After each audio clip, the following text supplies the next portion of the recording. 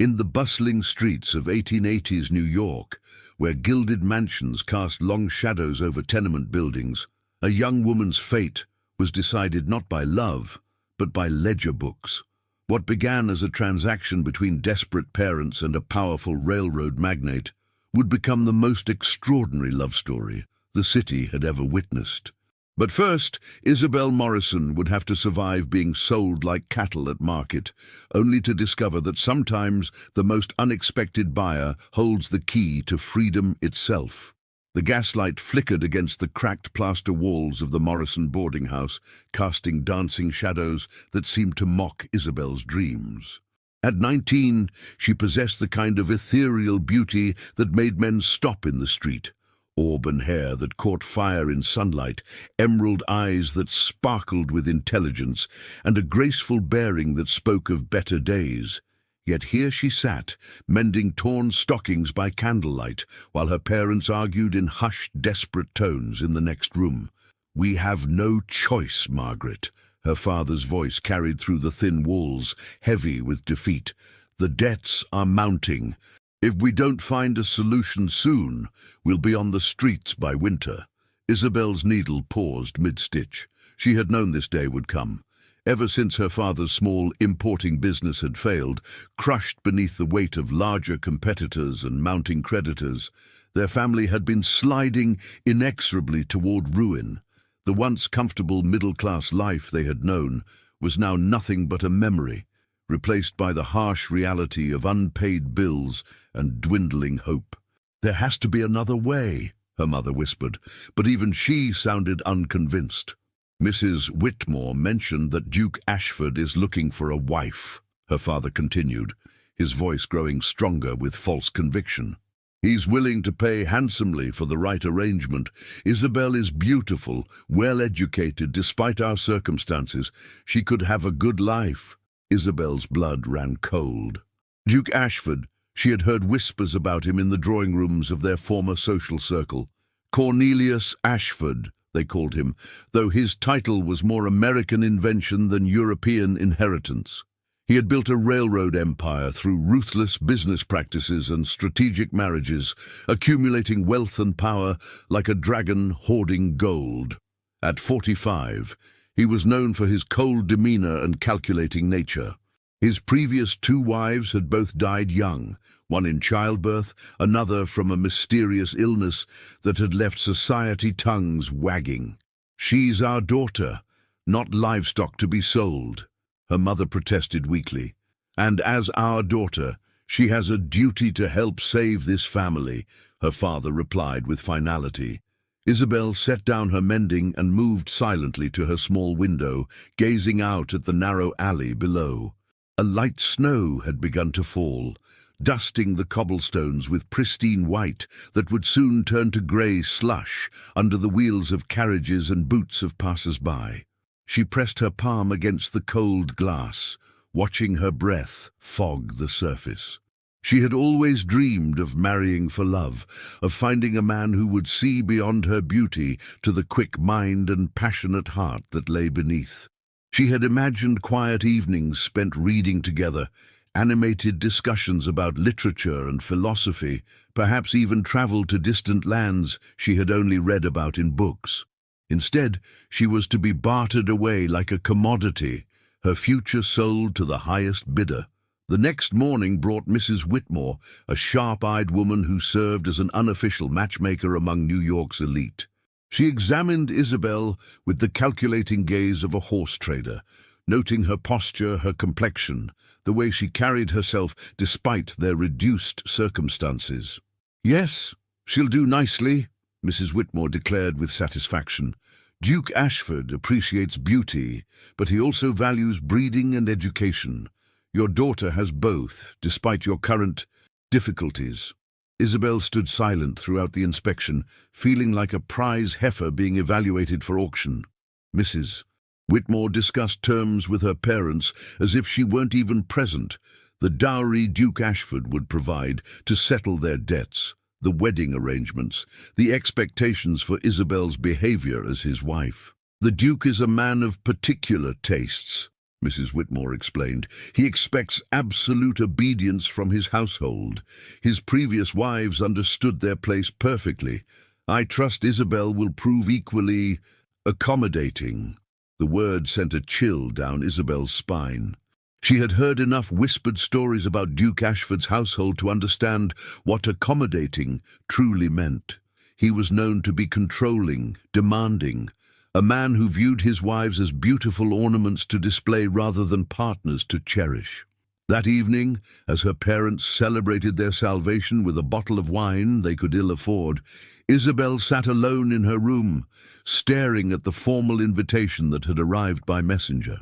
Duke Ashford requested the pleasure of her company for dinner the following evening, where they would discuss their mutual arrangement. She traced the elegant script with her finger, noting the expensive paper, the embossed seal that spoke of wealth and power. This was her future, a gilded cage that would solve her family's problems while destroying her dreams of true love and independence. As she prepared for bed, Isabel caught sight of herself in the cracked mirror above her washstand. The young woman, looking back at her, still held hope in her eyes, still believed that somehow, some way, fate might intervene. She had no way of knowing that tomorrow evening would indeed bring an intervention, just not the kind she could ever have imagined. But what would happen when she met the Duke face to face? Would he prove to be the monster society whispered about? Or was there more to Cornelius Ashford than met the eye? The Ashford mansion loomed before Isabel like a monument to excess, its limestone facade gleaming under the glow of countless gas lamps. As her father's modest carriage pulled up the circular drive, she could see other vehicles already present, elegant broughams and Victorias that spoke of New York's most influential families. Her stomach churned with the realization that this dinner was not the private affair she had anticipated, but rather a public display of her family's desperation. "Remember, Isabel," her father whispered as they approached the imposing front doors, "our entire future depends on this evening. Be charming, be agreeable, and for God's sake don't let your stubborn streak show." The butler who greeted them was a stern-faced man whose disapproving gaze seemed to catalogue every imperfection in Isabel's modest evening dress. A deep blue silk, that had once been her mother's, carefully altered to fit her slender frame. Though beautiful, it paled in comparison to the elaborate Worth gowns she glimpsed on the other ladies as they were led into the grand drawing-room. Duke Ashford stood at the center of the room like a spider in his web, commanding attention without effort. He was tall and imposing, with silver-streaked dark hair and piercing grey eyes that seemed to see everything and reveal nothing. His evening clothes were impeccably tailored, and a large ruby ring caught the light as he gestured while speaking to a group of railroad magnates. "Ah, Morrison," the Duke's voice carried across the room as he spotted Isabel's father. "And this must be the lovely Miss Morrison I've heard so much about." Isabel felt every eye in the room turn toward her as Duke Ashford approached. She curtsied gracefully, keeping her gaze lowered as she had been taught, but she could feel his assessment like a physical weight. When she finally looked up, she found him studying her with the same calculating expression Mrs. Whitmore had worn. "Indeed, the reports of your beauty were not exaggerated," he said, taking her gloved hand and raising it to his lips in a gesture that felt more possessive than courtly. "Come, my dear, let me introduce you to our guests." The evening that followed was a carefully orchestrated performance designed to showcase Duke Ashford's latest acquisition. He paraded Isabel around the room like a prize thoroughbred, introducing her to senators, judges, and business associates who all seemed to understand exactly what transaction was taking place. Their wives smiled with varying degrees of sympathy and superiority, whispering behind their fans about the Morrison family's fall from grace. "Such a shame about her father's business," Isabel overheard Mrs. Vanderbilt murmur to her companion. "Though I suppose she's fortunate to have caught the Duke's attention. Not many options left for a girl in her position." During dinner, Isabel found herself seated at Duke Ashford's right hand, a position of honor that felt more like a throne of judgment. The conversation flowed around her, discussions of railroad expansion, political maneuvering, and social gossip, while she remained largely silent, speaking only when directly addressed. "Miss Morrison," called out Judge Blackwood from across the table, his voice carrying the authority of his position. "I understand you're quite well read. What are your thoughts on this new women's suffrage movement? Surely an intelligent young lady like yourself has opinions on such matters." The table fell silent, and Isabel felt the weight of expectation pressing down upon her. She knew this was a test, not just of her intelligence, but of her willingness to conform to the expectations of her new social position. "I believe," she began carefully, "that education and moral influence are a woman's greatest contributions to society. Whether that influence is best exercised in the domestic sphere or the public arena is a question each woman must answer according to her circumstances and conscience." It was a diplomatic answer, neither fully supporting nor condemning the suffrage movement, but Judge Blackwood's eyes gleamed with approval. "Wisely spoken. Beauty and wisdom. Duke Ashford is indeed a fortunate man." Duke Ashford's hand found hers under the table, his grip firm and possessive. "Indeed I am," he said, his voice carrying a note of satisfaction. "Miss Morrison understands the proper order of things." As the evening progressed, Isabel began to notice subtle signs of the Duke's true nature. The way servants flinched when he spoke to them, the nervous glances exchanged between his household staff, the careful deference shown by even his most powerful guests. This was a man accustomed to absolute control, who brooked no opposition to his will. The revelation came during the after-dinner entertainment, when the ladies had withdrawn to the music room, while the gentlemen enjoyed their cigars and brandy. Isabel was seated at the piano, playing a gentle melody she had learned in happier times, when she overheard a conversation between two of the Duke's female guests. "Poor thing doesn't know what she's getting herself into," whispered Mrs. Hartford, a woman whose husband owned several textile mills. "Did you hear what happened to the Duke's last wife? The official story was consumption, but my lady's maid heard from their cook that the poor woman was covered in bruises when they found her." "Hush," replied her companion nervously. "Such talk is dangerous. The Duke has ears everywhere, and he doesn't tolerate gossip about his private affairs." Isabel's fingers faltered on the keys, striking a discordant note that seemed to echo through the suddenly quiet room. She felt as though the floor had dropped away beneath her feet, leaving her suspended over an abyss of terror and despair. When the gentlemen rejoined them, Duke Ashford approached the piano with a smile that no longer seemed charming but predatory. "My dear Miss Morrison, you play beautifully. I look forward to many such evenings in our future home." "Our future home?" Isabel's voice came out as barely a whisper. "Why, yes, my dear. I've just finished discussing the arrangements with your father. The wedding will take place in 3 weeks' time here in my private chapel. I see no reason to delay when two hearts have found their perfect match."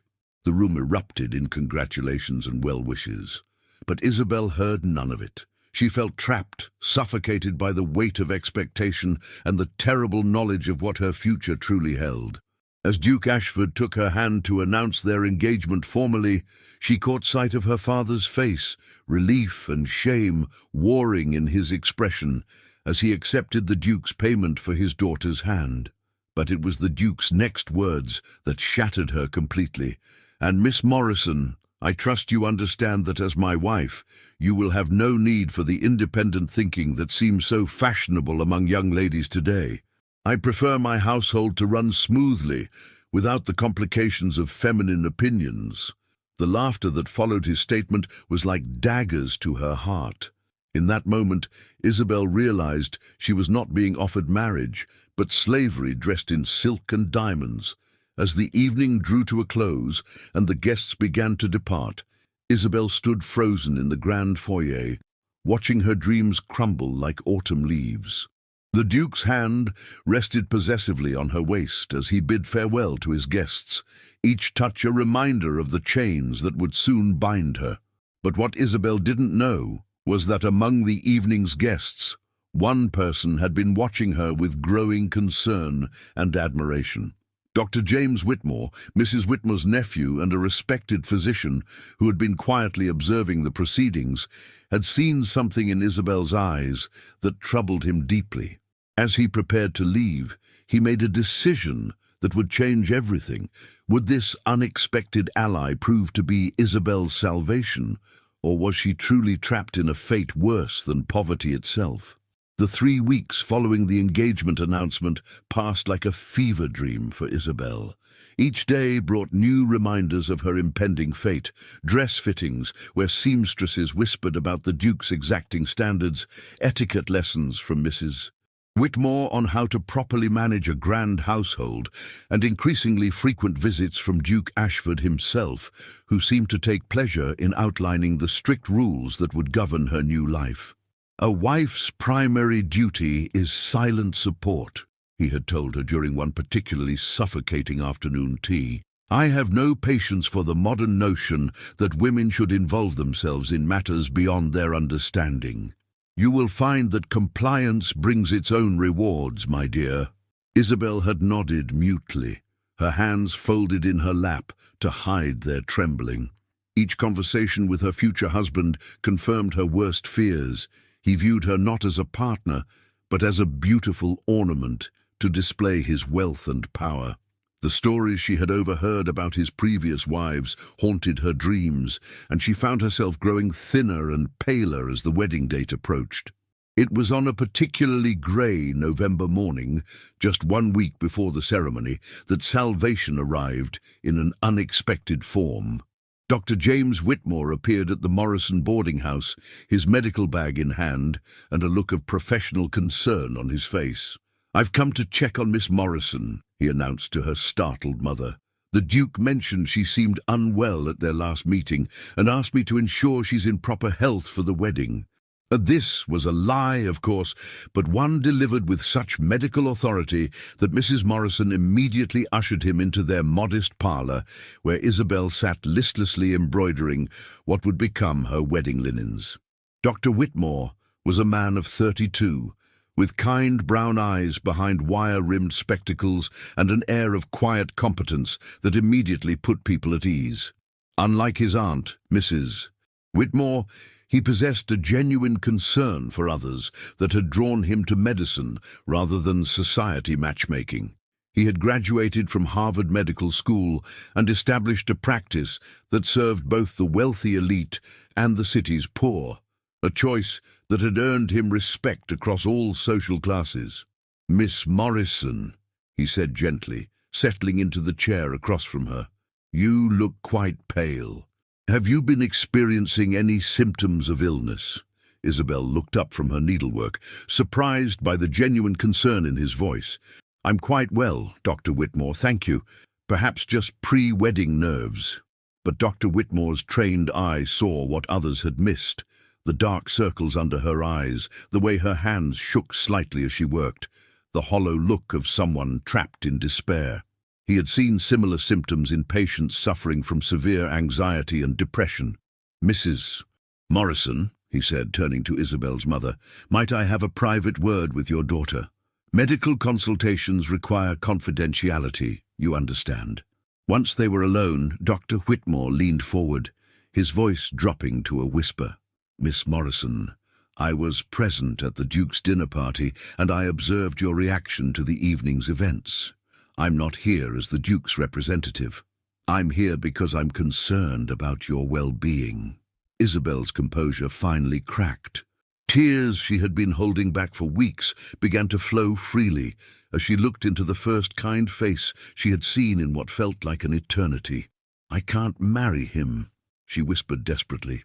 "Dr. Whitmore, I've heard such terrible things about what happened to his previous wives. I'm frightened, but my family, we have no choice.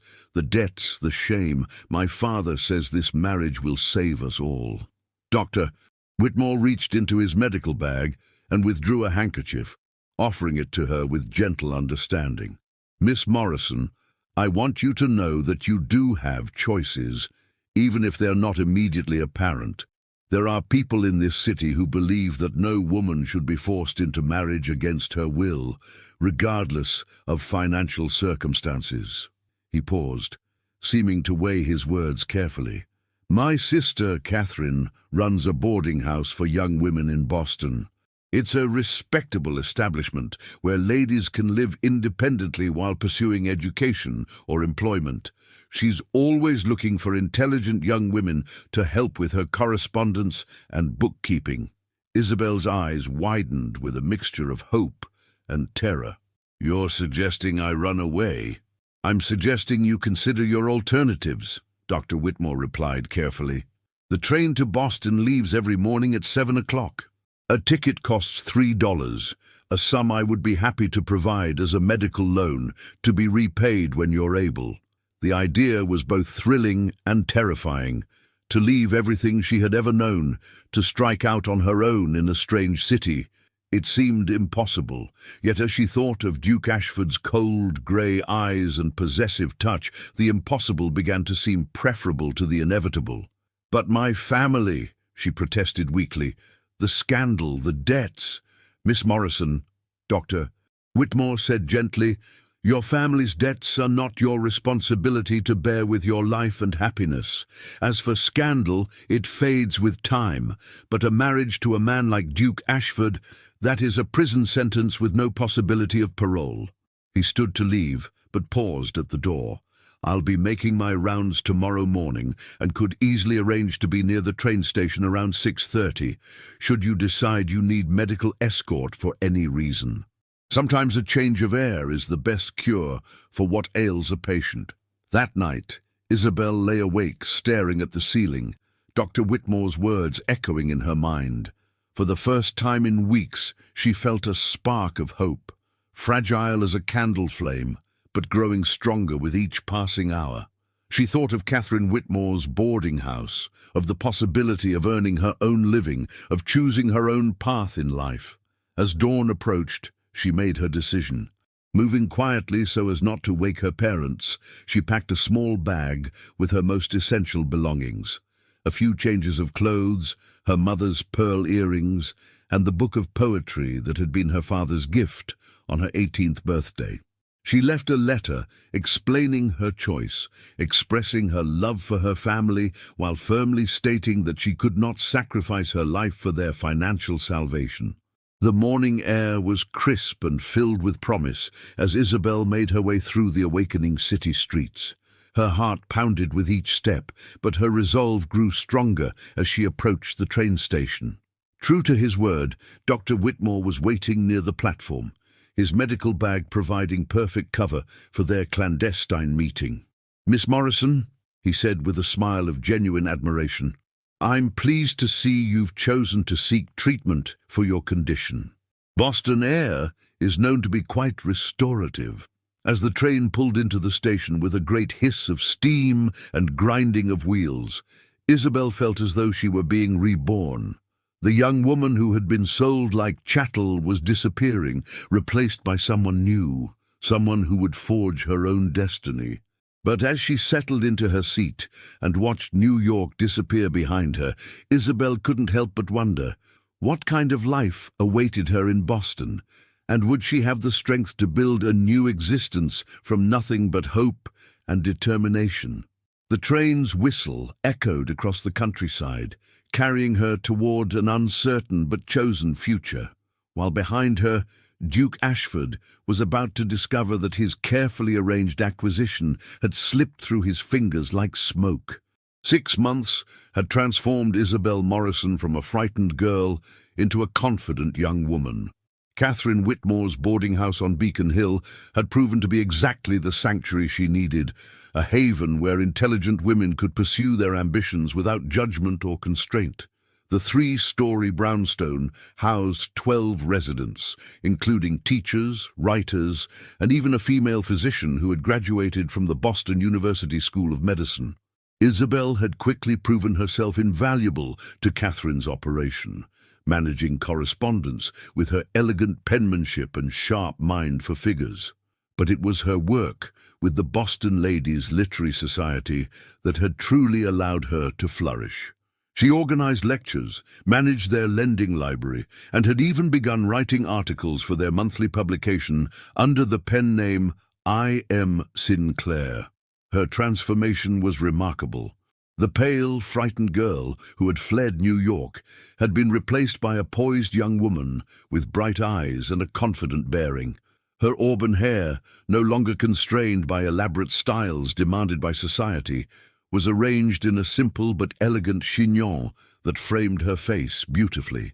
She wore practical but well-tailored dresses in rich jewel tones that complemented her coloring, and her hands, once soft from idleness, now bore the slight calluses of honest work. It was at one of the Literary Society's evening lectures that Isabel first encountered Professor Daniel Hartwell. He had been invited to speak about his recent archaeological expedition to the American Southwest, and his passionate description of ancient Pueblo civilizations had captivated the entire audience. Unlike the pompous academics who usually graced their podium, Professor Hartwell spoke with genuine enthusiasm and respect for the indigenous cultures he studied. He was a striking man of 28, tall and lean with sun-bronzed skin that spoke of time spent outdoors rather than in dusty libraries. His dark hair was slightly longer than fashion dictated, and his green eyes held an intensity that suggested a mind always questioning, always seeking to understand.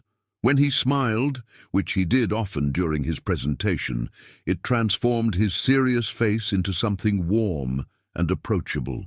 The ancestral Puebloans developed sophisticated agricultural techniques that allowed them to thrive in harsh desert conditions, he explained, his hands moving expressively as he spoke. Their achievements challenge our assumptions about primitive peoples and remind us that intelligence and innovation are not the exclusive province of so-called civilized society.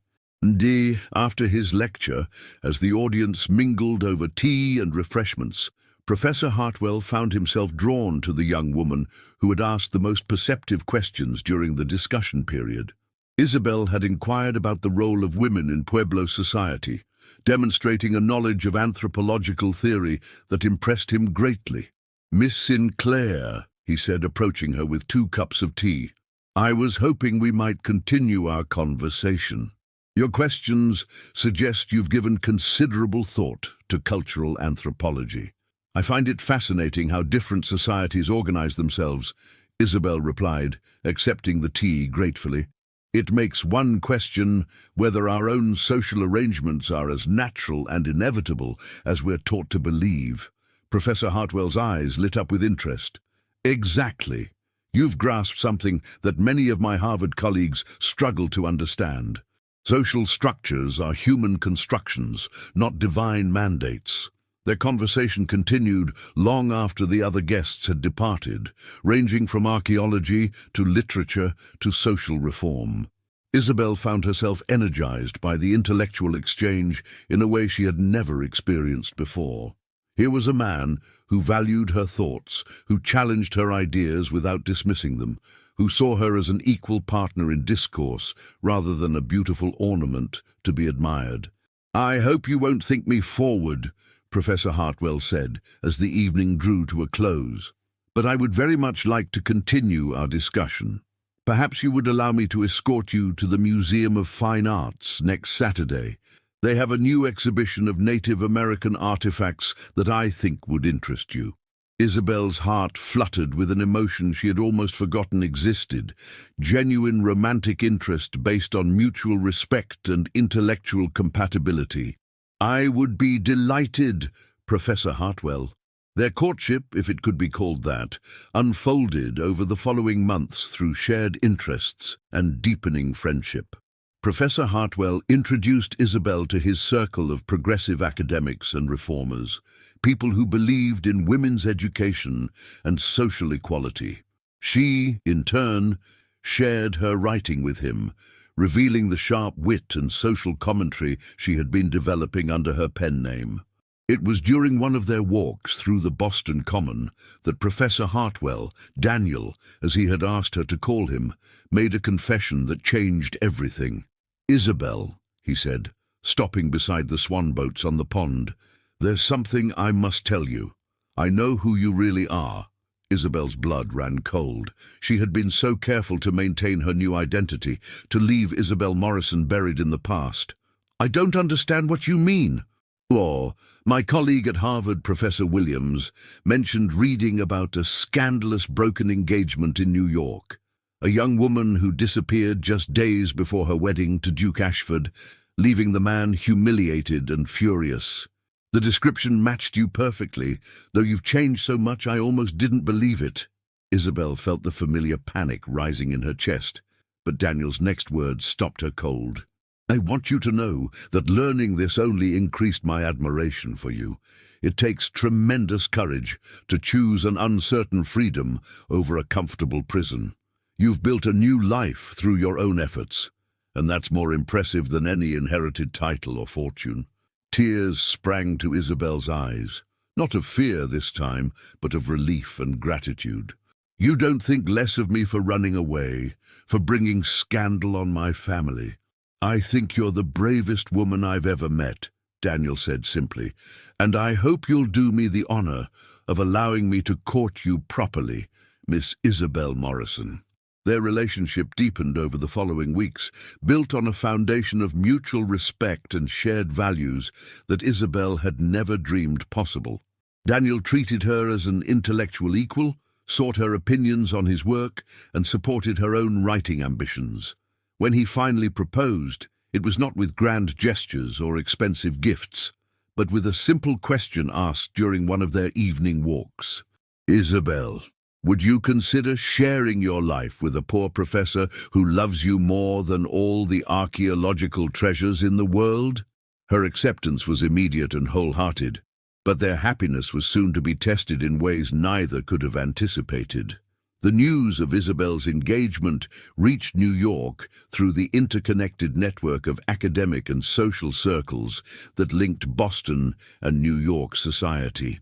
Duke Ashford's reaction was swift and vengeful. He had spent months nursing his wounded pride and plotting revenge against the woman who had dared to humiliate him. Now, learning that she had not only survived but thrived and was planning to marry a man he considered beneath his notice, his fury knew no bounds. "She thinks she can make a fool of me and simply disappear?" he raged to Mrs. Whitmore, who had brought him the news.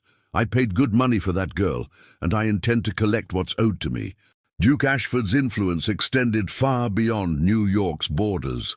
He had business interests in Boston, political connections throughout New England, and the kind of wealth that could make life very difficult for those who crossed him. Within days of learning about Isabel's engagement, he began pulling strings, calling in favors, and making threats. Professor Hartwell was the first to feel the pressure. His department head at Harvard, a man who owed significant gambling debts to one of Duke Ashford's associates, suddenly began questioning Daniel's research methods and suggesting that his contract might not be renewed. The Museum of Fine Arts, which had been planning to fund Daniel's next expedition, abruptly withdrew their support without explanation. But Duke Ashford's most devastating blow came in the form of a letter delivered to Catherine Whitmore's boarding house, demanding immediate payment of a debt supposedly owed by Isabel's father. The amount was staggering, far more than the original sum that had driven the Morrison family to desperation, and the Duke claimed legal right to collect from Isabel as her father's heir. "It's a fabrication," Daniel said angrily as they reviewed the legal documents in Catherine's parlor. "He's using his wealth and connections to manufacture a debt that doesn't exist." "But can we prove that in court?" Isabel asked, her voice steady despite the fear in her eyes. "He has lawyers, judges in his pocket, witnesses who will swear to whatever he wants them to say." Catherine Whitmore, a woman of 60 with steel-grey hair and an indomitable spirit, set down her teacup with a decisive clink. "Then we'll have to fight him with weapons he doesn't expect. Truth, publicity, and the power of righteous indignation." As they planned their strategy, Isabel felt the familiar sensation of walls closing in around her. But this time was different. This time she wasn't alone, trapped and powerless. She had allies who believed in her, a man who loved her for who she truly was, and most importantly, she had discovered her own strength. The battle for her freedom was about to begin in earnest, but would love and truth prove stronger than wealth and corruption? And what price would they all have to pay to defeat a man who viewed other human beings as property to be owned and controlled? The confrontation came sooner than anyone expected. Duke Ashford arrived in Boston on a cold February morning, bringing with him an entourage that included 2 lawyers, a private investigator, and enough legal documentation to fill a leather satchel.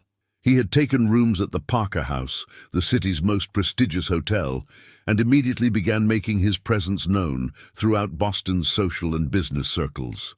Word of his arrival reached Catherine Whitmore's boarding house before noon, delivered by a breathless messenger boy who had been paid handsomely to track down the Morrison girl. Isabel received the news while working in the Literary Society's library, cataloguing new acquisitions with the same methodical precision she brought to all her tasks.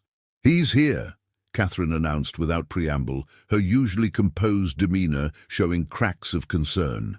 "Duke Ashford checked into the Parker House this morning and has already visited 3 law firms and the courthouse."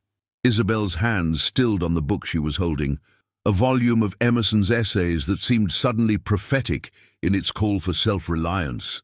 She had known this day would come, had felt it approaching like a storm on the horizon, but the reality still sent a chill through her bones. "What does he want?" she asked, though she already knew the answer. "You," Catherine replied bluntly. "He's claiming breach of contract, demanding financial compensation for the humiliation and expenses incurred by your disappearance. But more than that, he wants to drag you back to New York, to force you into the marriage you escaped."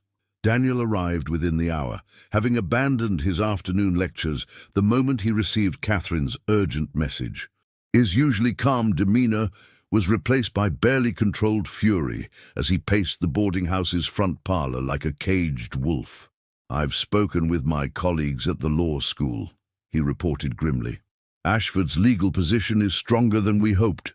The marriage contract your father signed included specific financial penalties for breach, and under current law, those obligations transfer to you as his heir. But surely no court would force a woman into marriage against her will," Isabel protested, though even as she spoke, she knew how naive the words sounded. "Not directly," Daniel admitted, "but they can impose financial penalties so severe that marriage becomes the only alternative to debtor's prison. Ashford has been very clever. He's not demanding you marry him, he's simply demanding compensation that he knows you cannot pay." The trap was elegant in its simplicity. Duke Ashford had learned from his previous failure, recognizing that brute force and social pressure had driven Isabel away. This time, he was using the law itself as his weapon, creating a situation where she would have to choose between financial ruin for herself and everyone she cared about, or voluntary return to his control. That evening, as Isabel sat in her small but comfortable room overlooking Beacon Hill, she made a decision that surprised even herself. Instead of waiting for Duke Ashford to make his next move, she would confront him directly. She would meet the man who had haunted her nightmares and face him as the woman she had become, not the frightened girl she had been. "Absolutely not," Daniel said when she announced her intention the next morning. "It's too dangerous. We don't know what he's capable of." "That's exactly why I have to do this," Isabel replied with quiet determination. "I've spent months running from shadows and fears. It's time I faced the reality of what I'm dealing with." Catherine surprisingly supported Isabel's decision. "Sometimes the only way to defeat a bully is to stand up to him directly. But you won't go alone. I'll accompany you as your chaperone." The Parker House's opulent lobby felt like stepping into another world, one of marble columns, crystal chandeliers, and the kind of ostentatious wealth that Isabel had once taken for granted. Duke Ashford had reserved a private dining room for their meeting, a power play designed to emphasize his control over the situation. He was waiting for them when they arrived, seated at the head of a mahogany table that could have accommodated 20 people.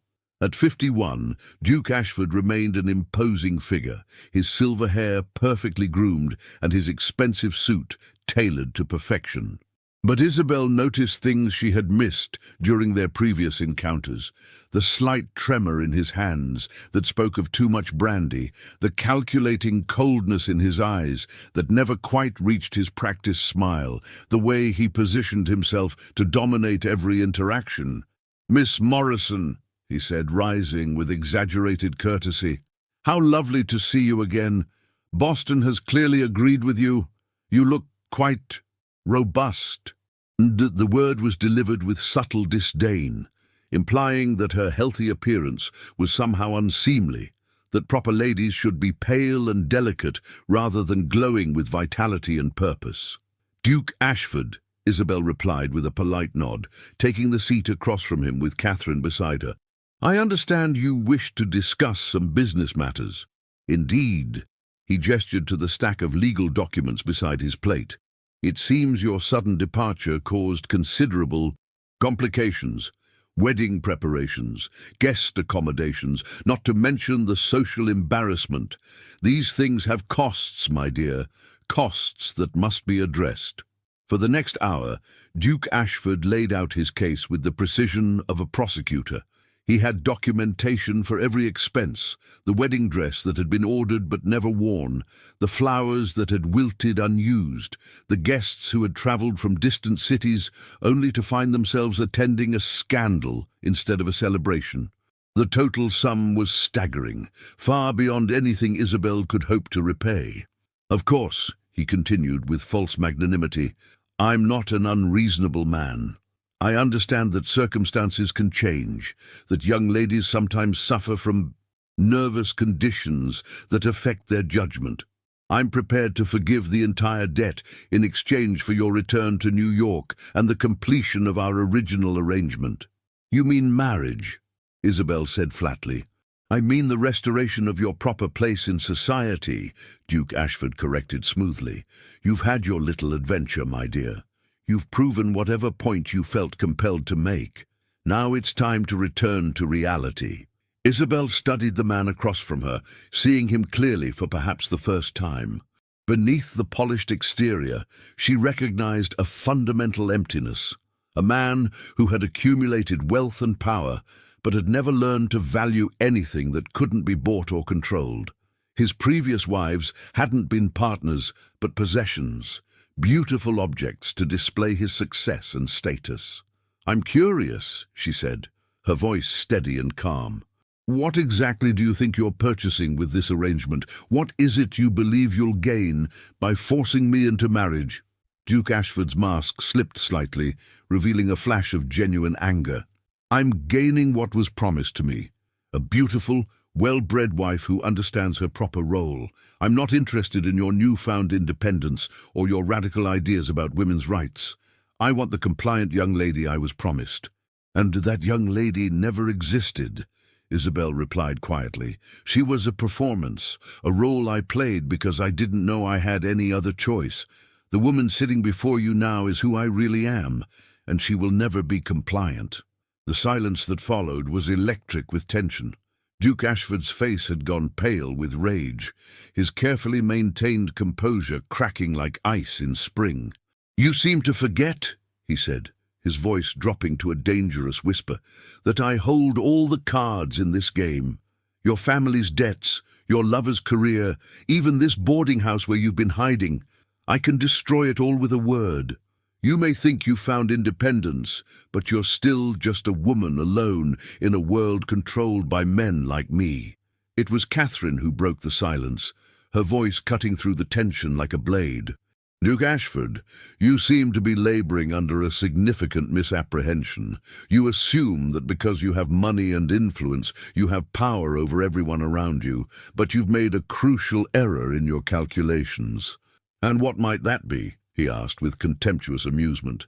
"You've underestimated the power of truth," Catherine replied calmly. "You see, while you've been plotting your legal maneuvers, we've been conducting our own investigation. It's remarkable what one can discover when one knows where to look. She reached into her reticule and withdrew a folder of documents. These are copies of correspondence between you and certain business associates regarding the manipulation of railroad stock prices. There are also statements from former servants in your household describing the treatment of your previous wives. Most interesting of all, we have documentation showing that the debts you claim against the Morrison family have been artificially inflated through fraudulent interest calculations. Duke Ashford's face went from pale to ashen. You're bluffing. Those documents are forgeries. Perhaps, Catherine said with a slight smile. But are you willing to risk having them published in the Boston Globe, or better yet, the New York Times? I imagine your business associates would be very interested in reading about your methods. The power dynamic in the room had shifted completely. Duke Ashford, accustomed to being the predator, suddenly found himself the prey. His hand shook as he reached for his brandy glass, and Isabel could see the calculation in his eyes as he weighed his options. "What do you want?" he asked finally, his voice barely above a whisper. "Nothing," Isabel said, standing gracefully. "I want nothing from you except to be left alone to live my life as I choose. Consider our original contract null and void, all debts forgiven, all claims abandoned. In return, these documents remain private, and you return to New York with your reputation intact." Duke Ashford stared at her for a long moment, seeing perhaps for the first time the strength and determination that had always been there, hidden beneath the surface of the compliant young lady he thought he had purchased. "You've changed," he said finally, and for the first time his voice held something that might have been respect. "No," Isabel replied. "I've simply become who I was always meant to be." As they left the Parker house, Isabel felt a weight lifting from her shoulders that she hadn't even realized she'd been carrying. The frightened girl, who had fled New York in the pre-dawn darkness, was finally truly gone, replaced by a woman who had faced her greatest fear and emerged victorious. But even as she celebrated this victory, Isabel knew that her real journey was just beginning. She had won her freedom, but now she had to decide what to do with it. Would she be content with the quiet life she had built in Boston, or was she destined for something greater? The answer would come sooner than she expected, in the form of an opportunity that would test everything she had learned about courage, love, and the power of choosing one's own destiny. 2 years had passed since the confrontation at the Parker House, and Boston had witnessed the remarkable transformation of Miss Isabel Morrison into one of the city's most respected advocates for women's education and social reform. The literary society had grown under her guidance into a powerful force for change, hosting lectures that drew audiences from across New England and publishing articles that were reprinted in newspapers from New York to San Francisco. The morning sun streamed through the tall windows of the society's new headquarters on Commonwealth Avenue, illuminating Isabel as she reviewed correspondence at her mahogany desk. At 23, she had grown into her beauty with a confidence that made her more striking than ever. Her auburn hair was arranged in a practical but elegant style that had become fashionable among Boston's progressive women, and her emerald eyes held the steady gaze of someone who had faced adversity and emerged stronger. The office itself reflected the success of their endeavors. Shelves lined with books donated by supporters, walls adorned with photographs of the women who had graduated from their programs, and a large map of New England dotted with pins marking the locations of their satellite schools. What had begun as a small reading circle in Catherine's boarding house had evolved into a network that touched hundreds of lives across the region. "Mrs. Hartwell," called her assistant, Miss Eleanor Prescott, a young woman from a working-class family who had earned her position through intelligence and determination rather than social connections. "The final proofs for next month's publication have arrived, and Professor Hartwell is here to see you." Isabel smiled at the title she still found thrilling after 18 months of marriage. Her wedding to Daniel had been a simple affair held in the garden of Catherine's boarding house, attended by friends who had chosen to be there rather than society figures obligated by convention. The ceremony had been performed by a progressive minister who believed in the equality of marriage partners, and Isabel had worn a dress of her own choosing, elegant ivory silk that she had selected for its beauty rather than its ability to display wealth. Instead of an elaborate honeymoon in Europe, as was fashionable among their social circle, they had spent 2 weeks exploring the archaeological sites of the Connecticut River Valley. Daniel had shown her ancient petroglyphs carved into riverside rocks, and she had helped him document artifacts that told the story of peoples who had thrived in New England long before European settlement. It had been the perfect beginning to a marriage built on shared intellectual curiosity and mutual respect. Their modest home on Beacon Hill had become a gathering place for Boston's progressive community. Sunday evening salons brought together writers, reformers, academics, and activists who shared ideas that would have been considered radical in more conservative circles. Isabel had discovered that she possessed a natural talent for bringing together diverse voices and facilitating conversations that sparked innovation and change.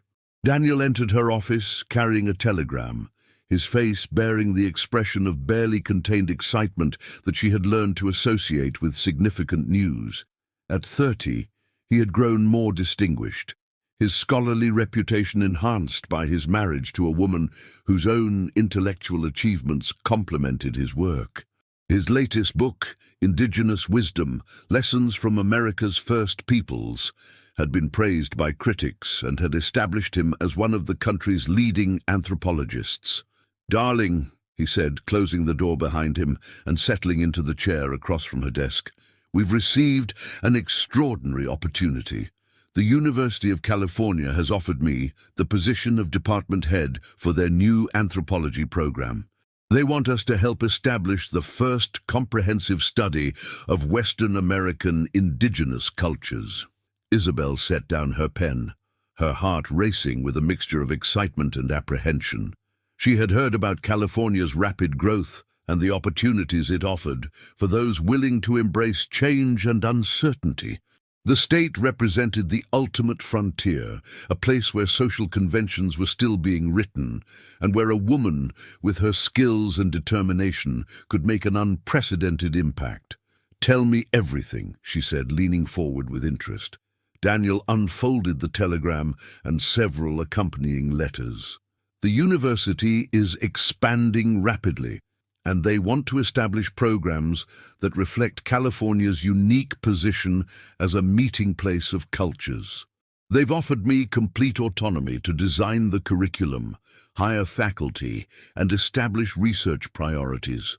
But more than that, they've specifically requested that you consider establishing a women's education initiative as part of the university's expansion."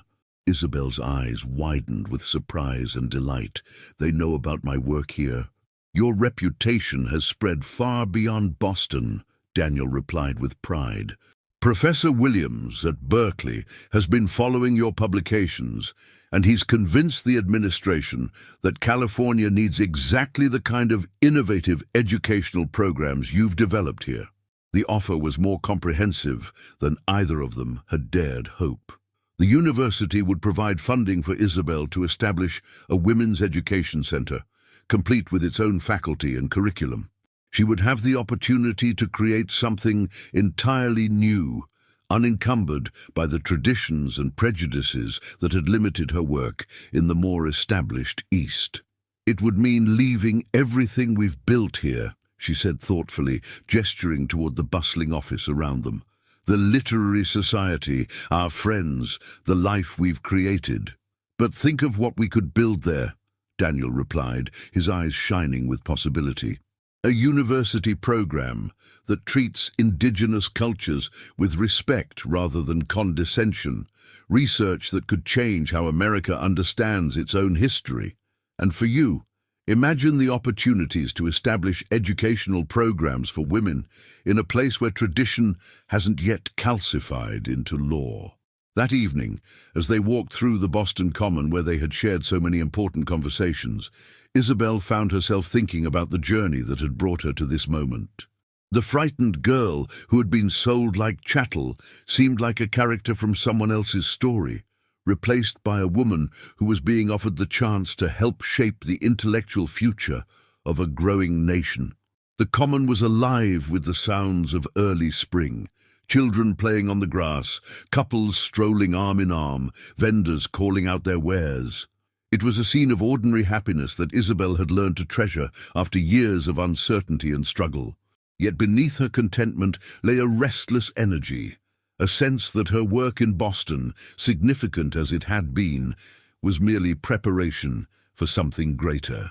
"Do you remember," she said, stopping beside the pond where Daniel had first confessed his knowledge of her true identity, "when you told me that social structures were human constructions rather than divine mandates?" "Of course," Daniel replied, taking her hand in his. "It was one of the first things that made me realize how remarkable your mind was. I've been thinking about that conversation ever since we received the telegram," Isabel continued. "Here we are, being offered the chance to help construct something new, rather than simply challenging what already exists. It's terrifying and exhilarating at the same time." They spent the following weeks in intense discussion and planning. Catherine Whitmore, now 62 and more formidable than ever, proved instrumental in helping them think through the implications of such a momentous decision. Her boarding house had become a kind of informal headquarters for Boston's women's rights movement, and her opinion carried significant weight in their deliberations.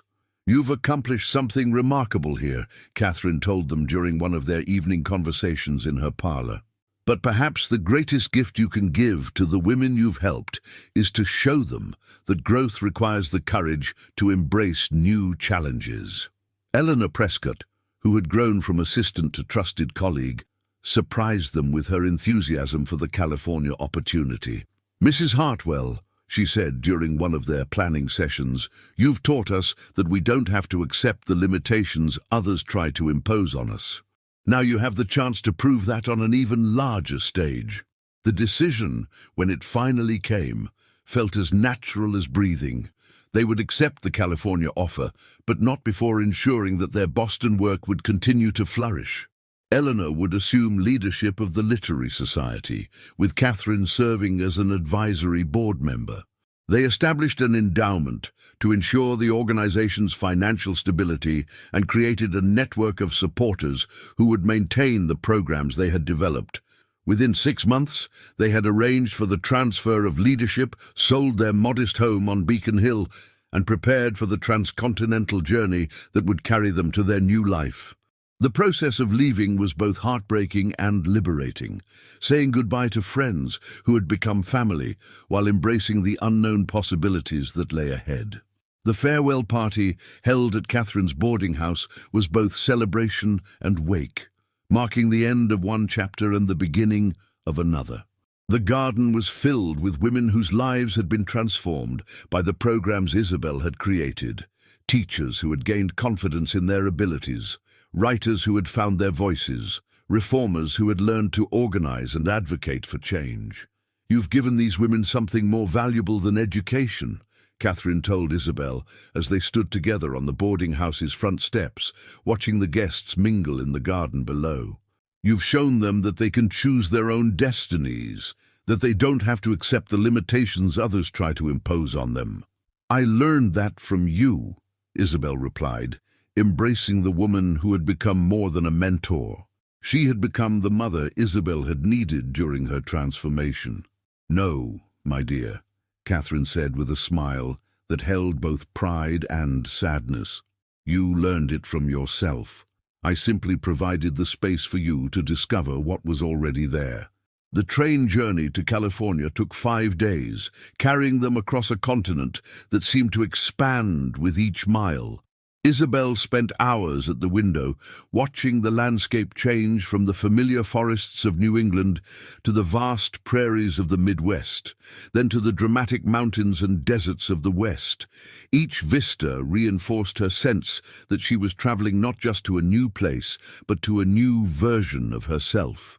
The other passengers on the train provided a fascinating cross-section of American society in motion. There were families heading west in search of opportunity, businessmen pursuing new ventures, and single women, teachers, nurses, and entrepreneurs who were creating their own paths in a rapidly changing world. Isabel found herself in conversation with many of them, learning about their hopes and dreams, their fears and aspirations. One evening, as the train crossed the Nevada desert, under a canopy of stars more brilliant than any she had seen in the East, Isabel reflected on how far she had traveled, not just in miles, but in understanding of her own capabilities and purpose. The girl, who had once been terrified of leaving her parents' house, was now crossing a continent to build something entirely new.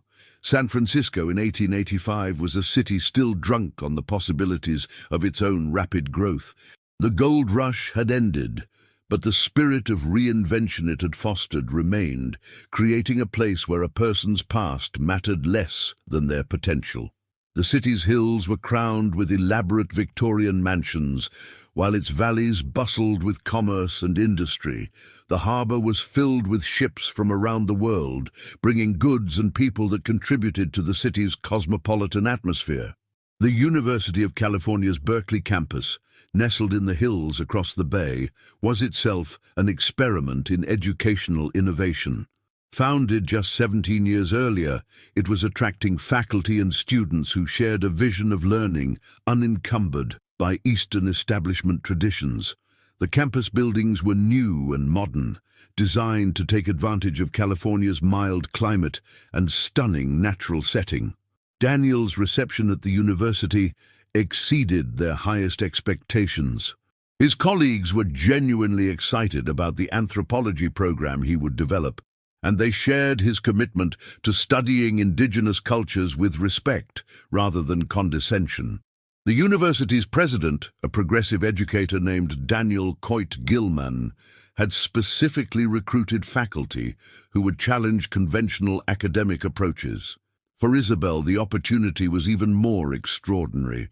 The university had allocated significant resources for her women's education initiative, including a dedicated building, funding for faculty positions, and support for outreach programs throughout California. She would have the freedom to create something entirely new, drawing on her Boston experience while adapting to the unique needs and opportunities of the West. Her first project was establishing a comprehensive women's education center that would provide both academic instruction and practical skills training. Working with a small group of progressive faculty wives and local suffragettes, she created a program that challenged every assumption about women's intellectual capabilities. The center's curriculum was revolutionary for its time. In addition to traditional subjects like literature and history, Isabel introduced courses in business management, public speaking, and political science. She established partnerships with local businesses to provide internship opportunities and created a placement service to help graduates find meaningful employment. "We're not asking for special consideration," she explained to the university's Board of Regents during her presentation. "We're asking for equal opportunity to prove our worth through achievement rather than assumption." The board's initial skepticism quickly gave way to enthusiasm as they saw the quality of students the program attracted. Women came from across California and the Western Territories, drawn by the opportunity to receive an education that would prepare them for leadership roles in their communities. One of Isabel's most successful innovations was the establishment of evening and weekend classes for working women. These programs allowed shop girls, seamstresses, and domestic workers to pursue education while maintaining their employment. The sight of these determined women walking to campus after long days of labor became a symbol of the changing possibilities for women in the West. The program's success exceeded everyone's expectations. Within 2 years, Isabel had established satellite schools in 3 California cities, created a scholarship fund for working-class women, and begun publishing a quarterly journal that was read throughout the Western Territories. Her reputation as an educator and reformer spread far beyond California, earning her invitations to speak at universities and women's organizations across the country. But perhaps her greatest achievement was the network of relationships she built with women from diverse backgrounds. California's population included significant numbers of Chinese, Mexican, and Native American women, and Isabel made a conscious effort to ensure that her program served all communities. She learned Spanish to better communicate with Mexican students and worked with Chinese community leaders to develop culturally appropriate educational offerings. This inclusive approach was controversial in some circles, but it reflected Isabel's deep belief that education should be available to all women, regardless of their background. Her work with diverse communities also enriched her own understanding of the complex social dynamics shaping the American West. Daniel's anthropology program flourished alongside Isabel's educational initiatives. His respectful approach to studying indigenous cultures attracted graduate students from across the country, and his research contributed to a growing understanding of the sophisticated societies that had existed in North America long before European contact. The couple often collaborated on projects that combined Daniel's anthropological expertise with Isabel's educational innovations. Their personal life was equally fulfilling. Their modest but comfortable home, overlooking San Francisco Bay, became a gathering place for the university community and local reformers. Sunday evening salons brought together faculty, students, and community leaders for discussions that ranged from academic research to social reform to artistic expression. Isabel discovered that she had a natural talent for bringing together diverse voices and facilitating conversations that sparked innovation and change. These gatherings became legendary in Berkeley circles, attracting visitors from across the country who wanted to experience the intellectual energy of the West Coast's emerging academic community.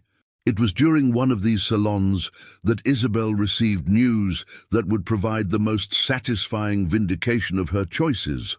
A letter arrived bearing the return address of Morrison & Associates, a small but successful importing firm in New York. "My dearest daughter," her father had written in his careful script, "I hope this letter finds you well and happy in your new life. I write to inform you that our business has recovered beyond our wildest hopes, and we are now in a position to repay the debts that once seemed insurmountable. More importantly, I write to apologize for the terrible choice I tried to force upon you, and to express my profound admiration for the courage you showed in refusing to accept a fate that would have destroyed your spirit." The letter went on to describe her parents' pride in her achievements, their regret for the pain they had caused, and their hope for eventual reconciliation. Her father had followed her career through newspaper articles and reports from mutual acquaintances, and he was amazed by what she had accomplished.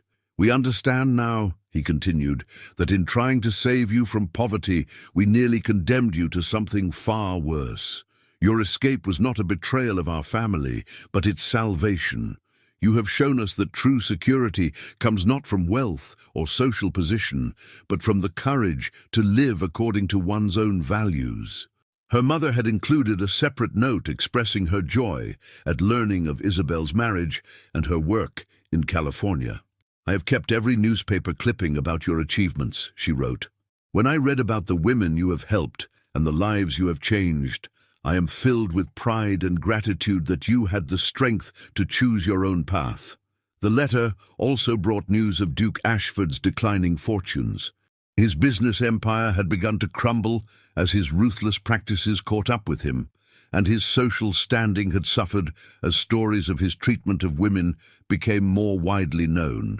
He had become increasingly isolated, surrounded only by those who feared his remaining power rather than those who respected him as a person. That evening, as Isabel and Daniel sat on the porch of their home, watching the sunset paint San Francisco Bay in shades of gold and crimson, she shared the letter with him. The city below them hummed with the energy of a place still becoming itself, and the university campus across the bay glowed in the evening light. "Do you ever regret it?" Daniel asked, his arm around her shoulders as they watched ships navigate the harbor. "Leaving behind the life you were born to, the security that marriage to Duke Ashford would have provided?" Isabel considered the question seriously, as she always did when Daniel posed one of his thoughtful inquiries. Below them, the city sparkled with electric lights, a symbol of the modern world they were helping to create. In the distance, she could see the university campus, where tomorrow she would teach a class of young women who, like her, refused to accept limitations on their dreams. "I regret the pain it caused my family," she said finally. "I regret the years of fear and uncertainty, but the choice itself, never. That frightened girl who was sold like property died the morning I boarded the train to Boston. The woman who took her place has lived more fully in 5 years than she could have in 50 years of gilded captivity." She thought about the women she had taught, the lives that had been changed, the possibilities that had been opened. Each success story was a vindication of her belief that people should be free to choose their own destinies, regardless of the circumstances of their birth. A year later, news reached them that Duke Ashford had died of a heart attack in his New York mansion, alone, except for his servants. The newspapers reported his passing with the kind of respectful obituaries reserved for men of wealth and influence. But those who knew the truth understood that he had died as he had lived, isolated by his inability to see other people as anything more than possessions to be acquired and controlled. Isabel felt only a distant sadness for a man who had possessed everything except the ability to value what truly mattered. His death marked the final closing of a chapter that had begun with her near destruction and ended with her complete transformation. By 1890, Isabel's Women's Education Center had become a model for similar programs across the country. She had been invited to speak at the World's Columbian Exposition in Chicago, where she would present her work to an international audience. The girl who had once been sold for a few coins was now recognized as one of America's leading educators and reformers. The center's graduates had gone on to become teachers, business owners, journalists, and community leaders throughout the West. Some had founded their own schools, others had established businesses, and many had become advocates for women's rights in their communities. Each success story was a testament to the power of education to transform lives and expand possibilities. As she stood before her latest class of eager young women, teaching them that they could become doctors, lawyers, teachers, or anything else their talents and determination could achieve, Isabel Morrison Hartwell knew that she had found her true calling. She had not just escaped her fate, she had rewritten it entirely, creating a story that would inspire generations of women to come. The transformation was complete. The girl who had been sold was gone forever, replaced by a woman who had learned the most valuable lesson of all, that true worth cannot be bought or sold, only discovered and nurtured through the courage to become who you were always meant to be. In choosing her own path, she had not only saved herself, but had opened doors for countless others to follow. Her story had become more than personal triumph. It had become a beacon of hope for anyone who refused to accept that their circumstances defined their destiny. In the end, the coins that had once represented her price had been transformed into something far more valuable, the knowledge that freedom, once claimed, could never truly be taken away. What an incredible journey we've witnessed, from a young woman sold like property to a pioneering educator who changed countless lives. Isabel's story reminds us that our circumstances don't define our destiny. Our choices do. From the gaslit streets of 1880s New York to the Golden Hills of California, we've seen how one woman's courage to reject a gilded cage transformed not only her own life, but the lives of hundreds of others. The girl who was sold for a few coins became a woman whose true worth could never be measured in money, only in the legacy of empowerment she left behind. Isabel Morrison. Hartwell's transformation teaches us that sometimes the most devastating betrayals become the catalyst for our greatest triumphs.